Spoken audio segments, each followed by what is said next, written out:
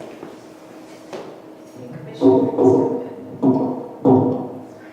little short. Thanks to Candy for inviting me here today. So, it's a book-length poem. I was originally wanting for a long time to write about this woman. She was discovered in the steppes of Siberia. She lived about 2,500 years ago. And because she was buried in a place where there was permafrost, it was very cold, her body was very well preserved. So she was discovered with just amazing tattoos on her arms and shoulders and her wrists. And her clothing was preserved, headdress, this beautiful tussa silk chemise that she wore. Her horses were sacrificed and buried with her.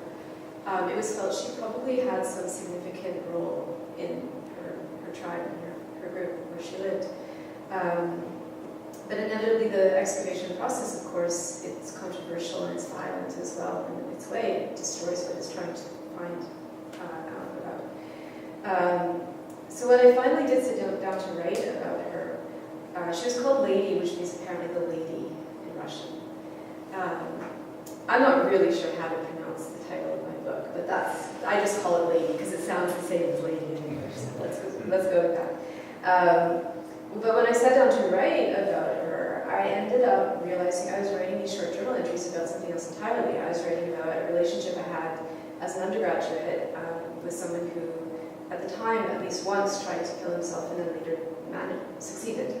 And so the sort of violence of the excavation process and thinking about what remains and what happens to the body and the ways in which we interact with other people began to emerge or act as an analog for my own personal experience. So this story kind of goes back and forth between talking about the excavation process and then sort of excavating my own past. So I'm going to read to you from a section called integument. An integument apparently is like a sort of skin or carapace or shell that protects the body. So it's sort of the interaction between the self and the rest of the world. The whole form of the book is somewhat fragmented and collage-like, so it's a series of like just short journal entries which are dated and then poetry. Sorry, can Yes? I just A little bit? Yeah. Is that better? Yeah? Okay. 12th May. When Lady died, her body was scoured of everything wet and soft, then replaced with earth and grasses. She was dressed in a tunic of wild tussa silk and hip-length white felt stockings, wrapped in a blanket of marten fur and placed in a casket of hollowed larch. Her people ate a last meal of mutton and kumis at her side and burned a dish of coriander. The grave was closed with earth and a kurgan of stones raised to mark its location. This would have taken many days. Grass grows slowly over the grave. Above the steppe, the endless sky. 2,000 years pass. Herodotus on the burial customs of the Scythians.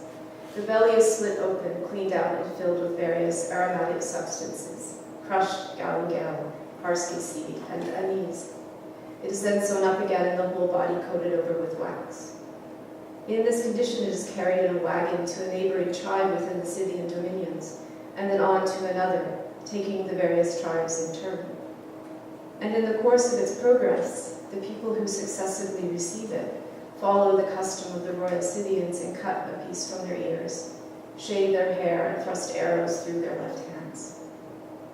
On each stage of the journey, those who have already been visited join the procession, until at last the funeral cortege, after passing through every part of the Scythian dominions, finds itself at last at the place of burial amongst the Geri, the most northerly and remote of Scythian tribes.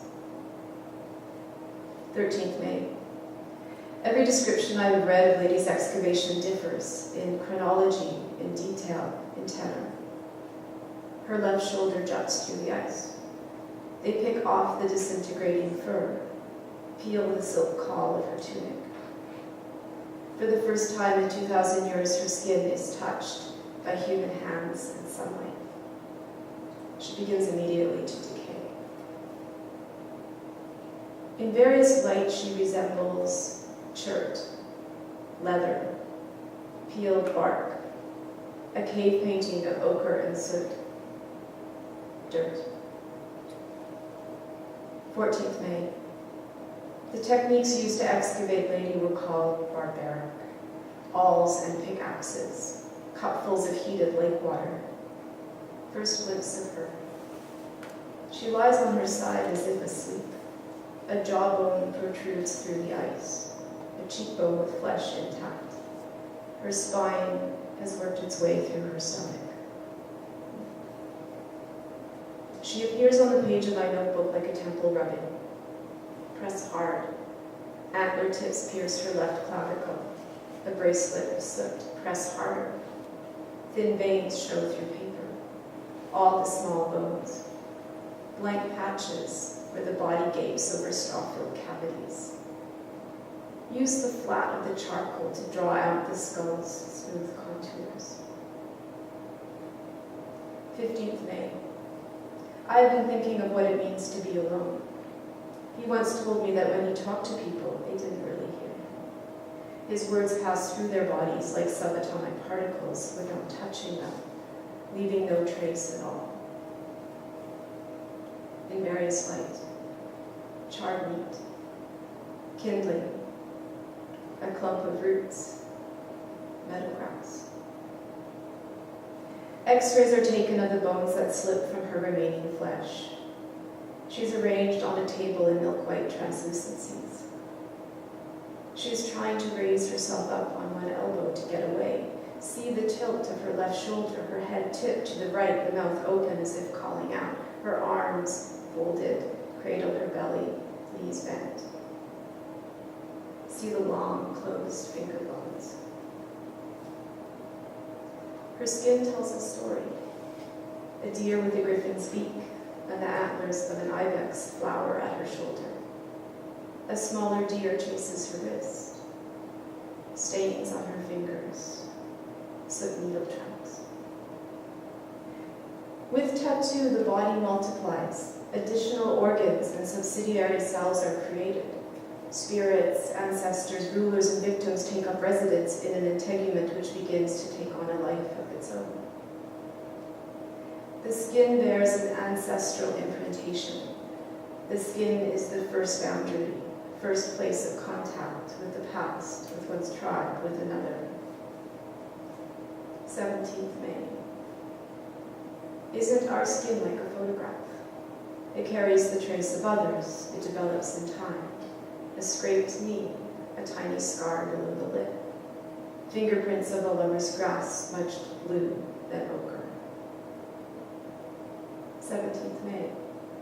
It has become instinct for me now to turn away from other people, to climb more deeply into my body as if it were a cave, and crouch here, watching from a safe distance. The thoracic, abdominal, and pelvic cavities have been filled with earth and thin roots of grasses. All that had survived of the right arm was part of the forearm and the palm of the hand. The left arm had been preserved quite well, apart from one breakage near the joint. At the place where that break had occurred, some of the filling was visible, grass and roots. 17th May. There is no blood in me. Who might the young woman buried in burial mound 1 of the Alak 3 burial ground actually be? 19th May. It has been so hot this May. I lie down in the dark in a thin t-shirt. Curvature of rib, hollow clavicles, hip bones. When I lie on my side, my knees scrape bone on bone. When it grows cool in the night, I wrap myself in a white sheet. How hard it is to emerge. 21st May. When her body had at last been freed from the ice, they lifted her onto a canvas stretcher. She will always lie this way, her raised left shoulder with its elaborate tattoos, head tipped back, knees bent, fetal. She is bound in gauze and carried to a makeshift shelter. wildflowers everywhere underfoot, snowdrops, cyclamen, oxeye daisies, wild garlic.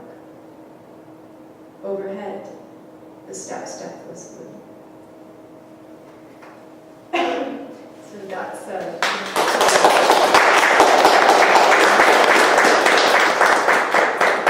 so my process. I think I'm with Erin on this one. I don't write at the moment, so I have no process just now. But I have found for each book I've written, it's very different. So like my first book, Karyotype, I had 3 pretty young kids at the time, and basically you have really fractured time, and I was teaching a lot too. So I basically would just write when I had a minute, and that often meant like sitting in bed next to a small child trying to sleep with like a flashlight on my shoulder, like scribbling in a notebook. And I do always write just in a dollar store notebook with a pen, because you don't need a power outlet. It's really easy to go anywhere. And unless you lose your notebooks, you don't lose your work. And there's something about the physicality of the process too, like just seeing the ink going onto the page. I like that very much. With this book, I did a lot of sort of reading about the Physiorix and Sergei Rudenko's sort of standard book on the subject, and articles and things. But the actual writing went very quickly, like really, literally, just a couple of weeks, an hour or so a day, 2 hours a day, just writing the sections. And then at one point I printed it out and I chopped it all up and I kind of pasted it back into a notebook to try and figure out the order a little bit. With the exception of one section, and then it took 2 more years before I wrote that section, and that was when I was at Banff well, with Jennifer, actually, who's here tonight, which is like this demented summer camp for writers. And again, I wrote that pretty quickly. It's like the prose writers, they're really serious and they sit there for 10 hours working away at their desks, and you never see them. And the poets are like cats just wandering around the campus. Maybe they're going to write a line or 2, and that's about it. And then my most recent book, Bluegrass, started. I was just at the end of a relationship, and it went happily, and I was sort of writing through it, and he was really into teaching, and so every morning I'd wake up and I'd write a ghazal, and I was writing these ghazals day after day, and I'd wake up really early, like at 6 in the morning, and start working on this, and I would use a hexagram as a kind of filter to sort of think about and focus what was happening to me.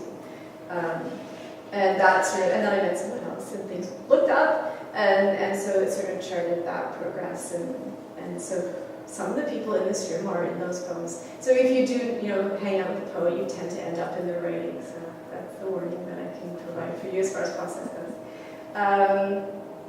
Something outside of my writing, I'll talk to you about my bike. I am a convert to road bikes fairly recently. And once I started riding my bike, of course you start getting flats, and I was like, I can't take it in every time I get a flat. I have to learn how to do this. So I learned how to change the inner tubes when they punctured.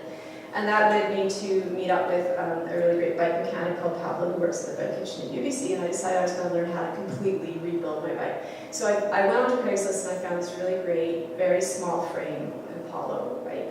My nana would always say, for such a small person, you've accomplished so much. It's because I'm pretty small, so I had to find a really small bike frame.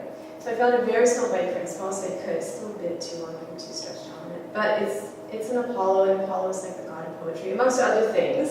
So I couldn't resist.